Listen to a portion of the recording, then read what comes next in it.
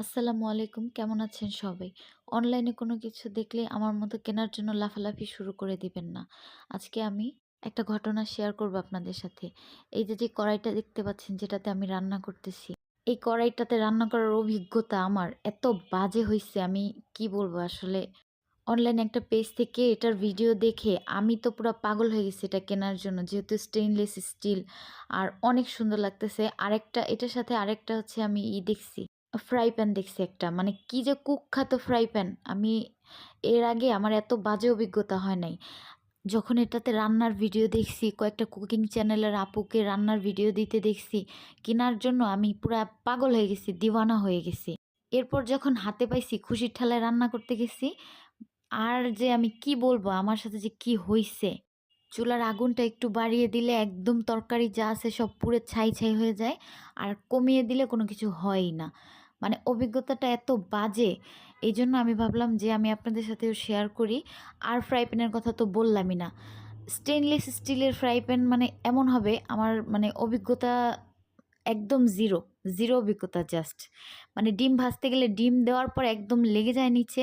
খোঁচাইতে মানে ডিম পুরা ল্যাটাপেটা হয়ে যায় সোজা কথা। আমার এই কড়াইটা আর ফ্রাই প্যানটা মিলে প্রায় ৳৪,০০০ মতো গেছে অলমোস্ট। আমার পুরা টাকাটা জলে গেছে। যাই হোক অনেক কথা বললাম। কথাগুলো বলার একটাই শুধুমাত্র কারণ, যেন কোনো কিছু অনলাইনে দেখে যাচাই বাছাই না করে কোনো কিছু কেনার জন্য পাগল হয়ে যাবেন না, যেমনটা আমি করেছি।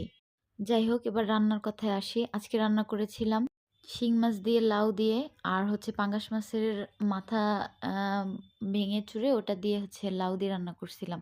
পুঁইশাক আনতে পাঠাইছিলাম বাজারে। পুঁইশাক নাকি মার্কেট আউট হয়ে গেছে। তো বাধ্য হয়ে লাউ দিয়েই মানে পাঙ্গাস মাছের মাথা রান্না করা লাগছে। কি আর করব। আচ্ছা, এবার আরেকটা কথায় আসি, আরেকটা অভিজ্ঞতা শেয়ার করি।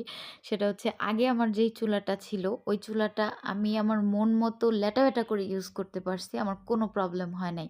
কারণ ওরকম ইয়ে ছিল না। ওই চুলাটা যেইভাবে ইচ্ছা সেইভাবে ইউজ করা যাইত। আর হচ্ছে মানে অপরিষ্কার হইলেও কোনো আ ভয় থাকতো না যে নষ্ট হয়ে যাবে বা এরকম কিছু। কিন্তু এই অটো চুলাটা আনার পরে আমার ঘুম হারাম হয়ে গেছে। রান্না করব কি? আমার রান্নার মধ্যে মনে হয় আমি একবার রান্না করতে যখন শুরু করি ৩-৪ বার আমার মানে চুলাটা মোছা হয়ে যায়।